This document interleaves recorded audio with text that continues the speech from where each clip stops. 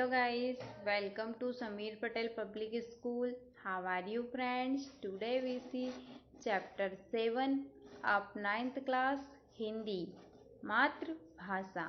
Watch the video from start to end. If you like the video then please like and share. आइए हम chapter 7 मातृभाषा को solution कर लेते हैं।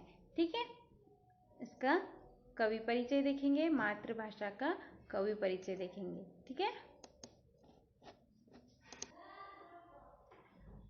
जीवन परिचय। युग प्रवर्तक बापू भारतेंदु हरिश्चंद्र का जन्म काशी के एक संपन्न परिवार में सन 1850 में हुआ था।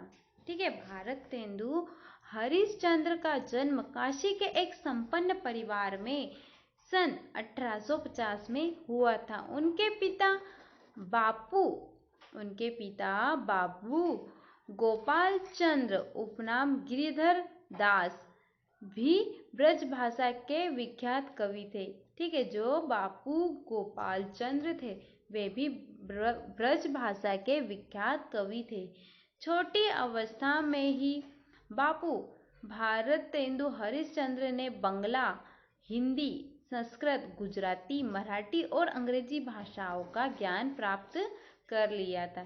ठीक है, उन्होंने छोटी अवस्था में ही बंगला, हिंदी, संस्कृत, गुजराती, मराठी और अंग्रेजी भाषाओं का ज्ञान प्राप्त कर लिया था।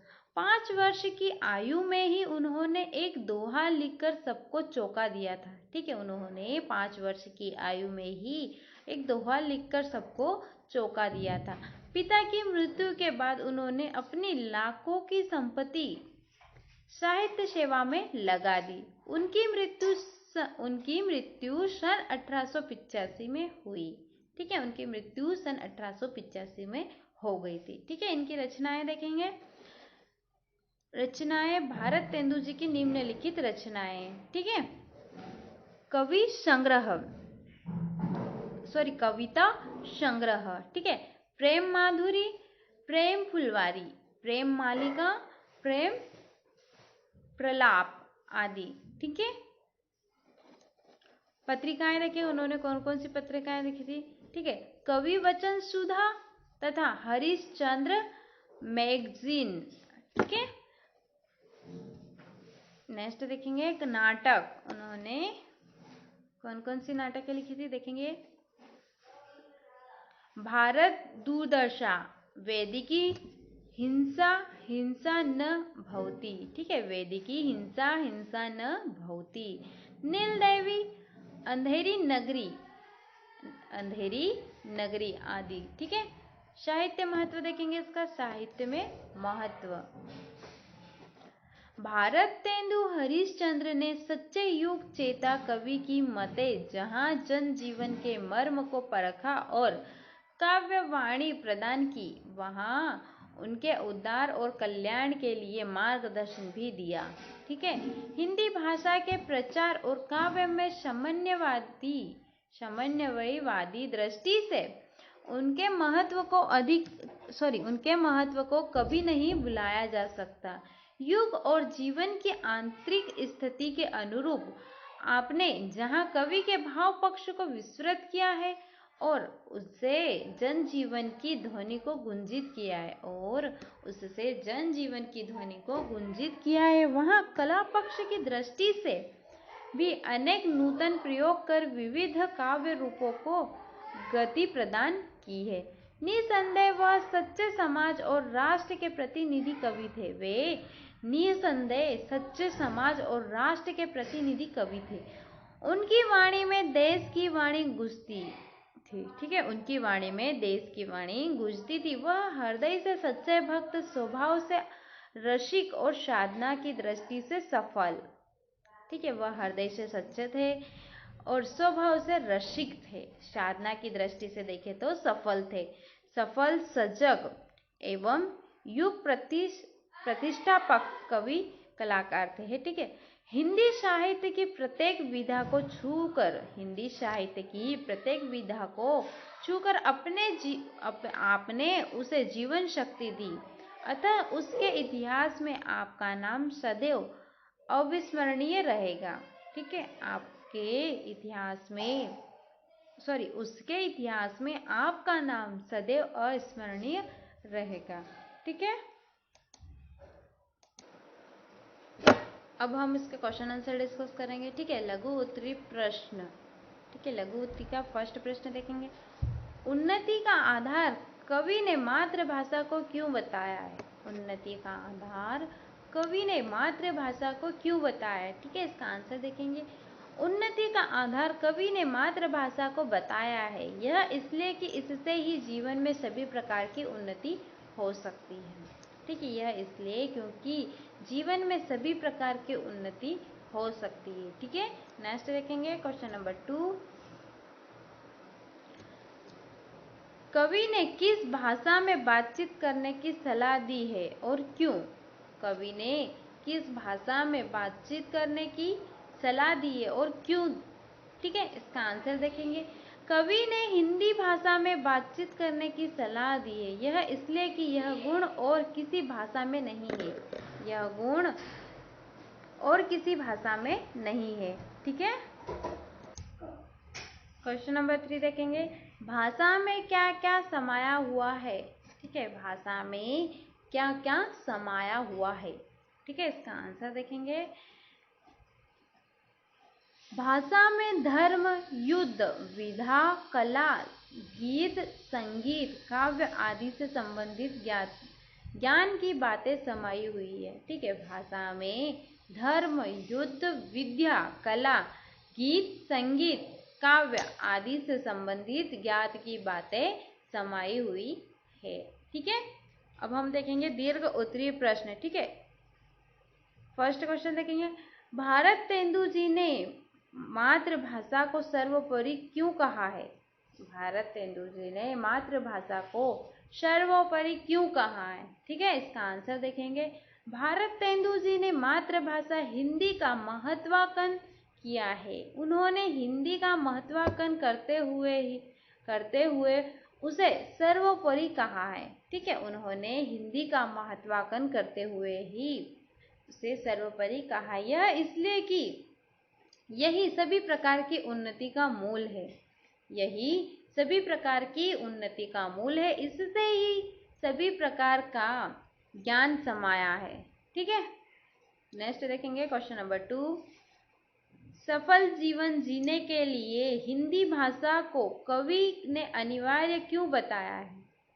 क्वेश्चन क्या है? सफल जीवन जीने के लिए हिंदी भाषा को कवि ने अनिवार्य क्यों बताया है? ठीक है, इसका आंसर देखेंगे। सफल जीवन जीने के लिए हिंदी भाषा को कवि ने अनिवार्य बताया है, यह इसलिए कि इससे ही धर्म, युद्ध, ज्ञान, कला, इससे धर्म, युद्ध, ज्ञान, कला, गीत और संगीत, काव्य के ज्ञान प्राप्त किए जा सकते हैं। ठीक है, काव्य के ज्ञान को प्राप्त किए जा सकते हैं। ठीक है, नेक्स्ट देखेंगे क्वेश्चन नंबर 3।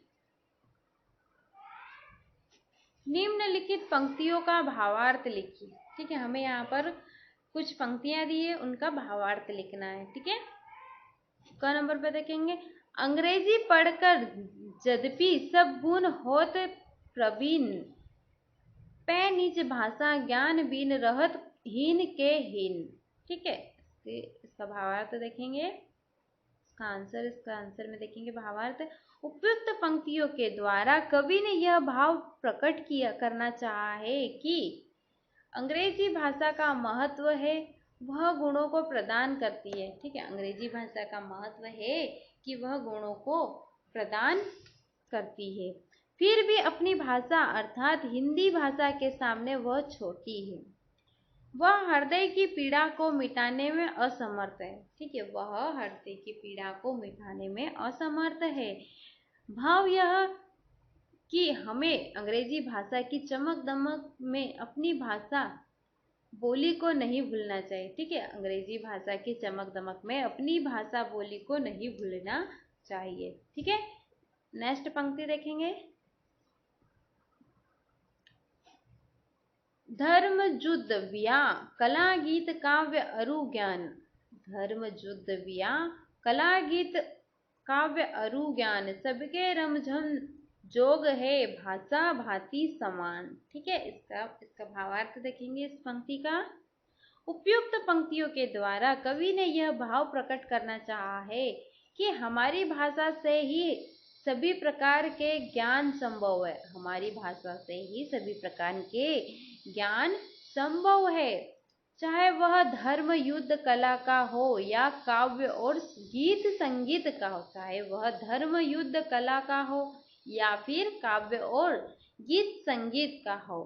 भाव यह है कि हिंदी भाषा ही सभी भाषाओं से सबल, योग्य और गाहा है। ठीक है, हिंदी भाषा ही सभी भाषाओं से सबल, योग्य और गाहा है। ठीक है, नेक्स्ट क्वेश्चन देखेंगे। बिन नीच भाषा ज्ञान के मिटत न होय, न हित को सूल। इस पंक्ति में निहित भाव स्पष्ट कीजिए। ठीक है, इसका आंसर देखेंगे। बिन नीच भाषा ज्ञान के मिटत न हित को सूल। इस पंक्ति में निहित भाव यह है कि हिंदी भाषा ही सब प्रकार की हार्दिक पीड़ा को समाप्त करने में समर्थ है। हिंदी भाषा ही सभी प्रकार की हार्दिक पीड़ा को समाप्त करने में ही समर्थ है। अर्थात हिंदी भाषा ही जन संपर्क का बहुत बड़ा साधन है, जिससे परस्पर बातचीत करने, अपने दुख अभाव को बांटा जा सकता है। ठीक है, नेक्स्ट क्वेश्चन देखेंगे, क्वेश्चन नंबर 5। निम्नलिखित पंक्तियों की संदर्भ प्रसंग सहित व्याख्या कीजिए। ठीक है, हमें पंक्तियों की संदर्भ प्रसंग सहित व्याख्या करनी है। ठीक है, कुछ पंक्तियां दी गई है। पंक्ति नंबर 1 देखेंगे। पढ़े संस्कृत जनत करी पढ़ित, पंडित भय विख्यात। पे नीच भाषा ज्ञान बिन कही न सकत एक बात। ठीक है, इसका आंसर देखेंगे। भारत तेंदु जी कह रहे हैं कि मेरे जीवन की एकमात्र धारणा और विचार है कि जीवन की सभी प्रकार की उन्नति की जड़ तो अपनी मातृभाषा ही है। ठीक है, जीवन की सभी प्रकार की उन्नति की जड़ तो अपनी मातृभाषा ही है। इसकी ही उन्नति से जीवन में सभी प्रकार की उन्नति हो सकती है, अन्यथा और कोई उपाय नहीं है। इसीलिए अपनी इस मातृभाषा हिंदी के ज्ञान और उन्नति के बिना मेरे हृदय की पीड़ा किसी भी प्रकार से दूर नहीं हो सकती है। ठीक है, नेक्स्ट पंक्ति देखेंगे।